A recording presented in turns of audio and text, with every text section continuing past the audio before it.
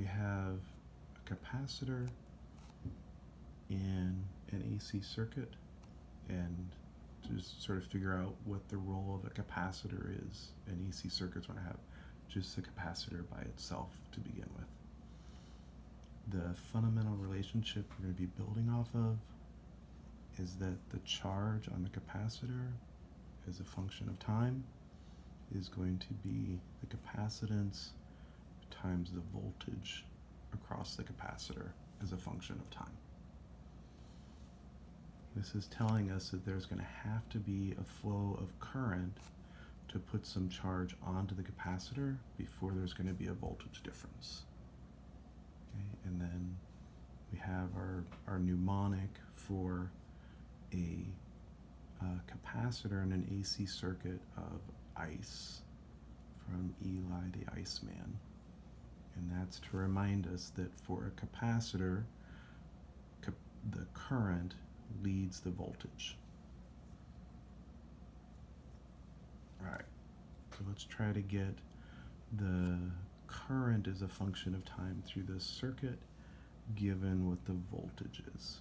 So we're taking the voltage as our reference, and we'll define a phase difference relative to the voltage. So the voltage across the capacitor as a function of time is going to be the amplitude of that voltage, and it varies sinusoidally by choice. So it goes as the driving angular frequency times time, sine of the driving angular frequency times time.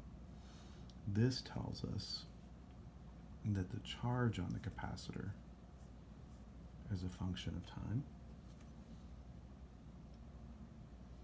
is going to be just multiplied by the capacitance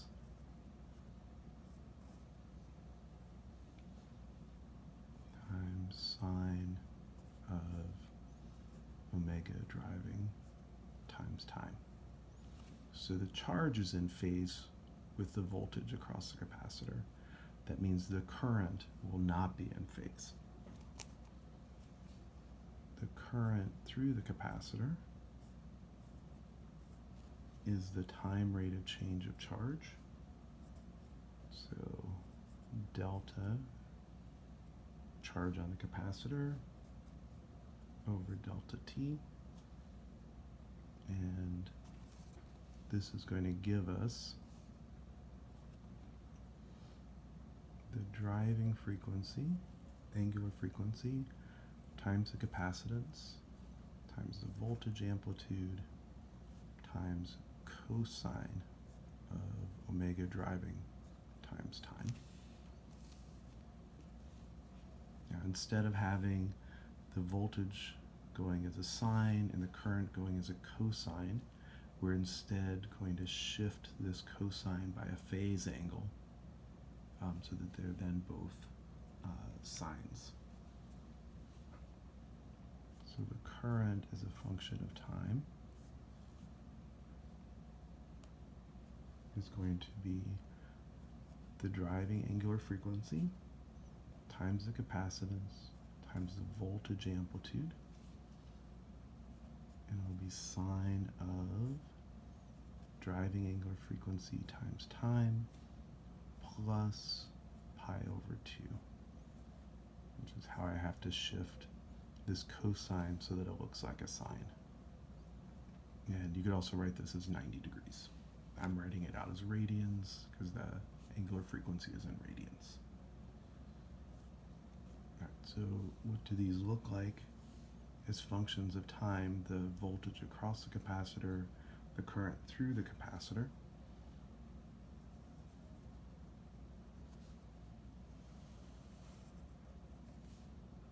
So I have the voltage across the capacitor as a function of time, and then right below it, we're going to plot the current through the capacitor as a function of time. So we're picking the voltage across the capacitor as just a sine wave with amplitude of capital V sub C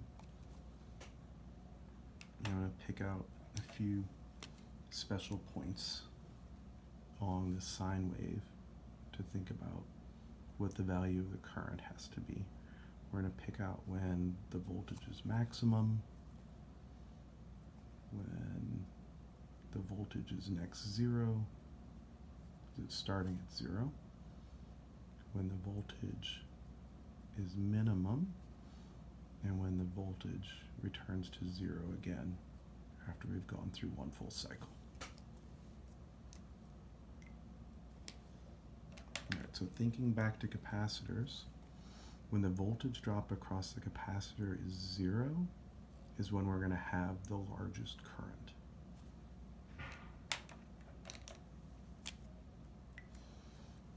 Because then, after we have that initial maximum current, the capacitor will have some charge on it, it will then have some voltage, and then the current has to decrease. When the voltage across the capacitor is maximum, the current is 0 because the capacitor is fully charged. When the voltage across the capacitor returns to 0 is when we're going to have the minimum current, so the current is as small as it can be. You're basically charging the capacitor with the opposite polarity of the plates.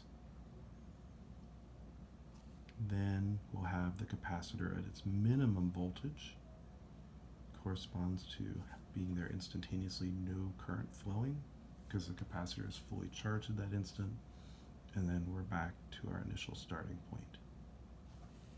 So the current is maximum when the voltage is going through 0 and increasing.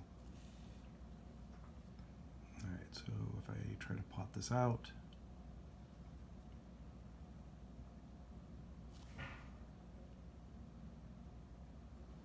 it is also sinusoidal, but just as we found up above,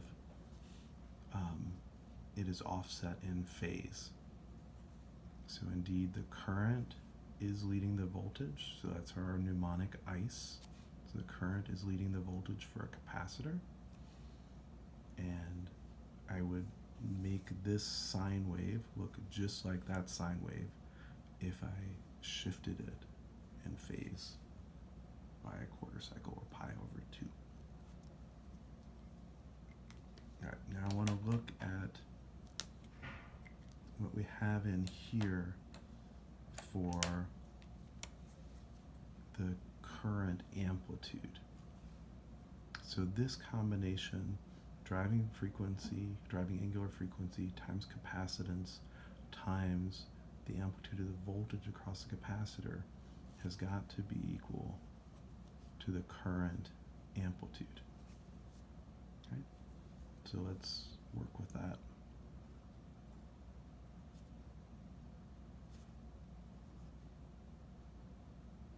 Omega driving times the capacitance times the voltage across the capacitor.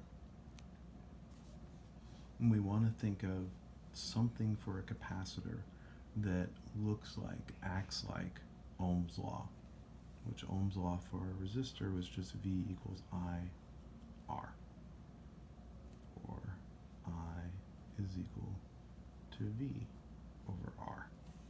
So this combination, omega driving times capacitance, is acting like an inverse of a resistance, and we call that the capacitive reactance.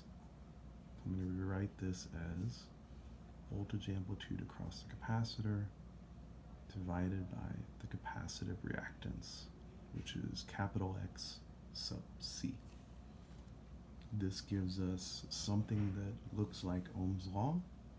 It's a relationship saying that the voltage amplitude across the capacitor will be the current amplitude times the capacitive reactance, and we're defining the capacitive reactance to be 1 over the driving angular frequency times the capacitance.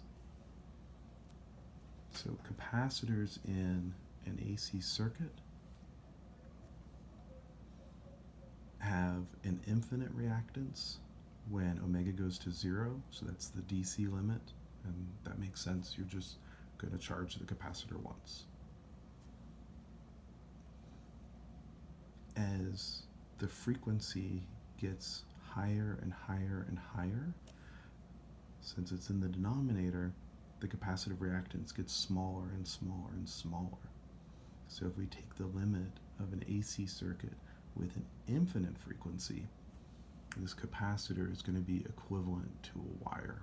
It's going to do nothing to impede the current in this circuit.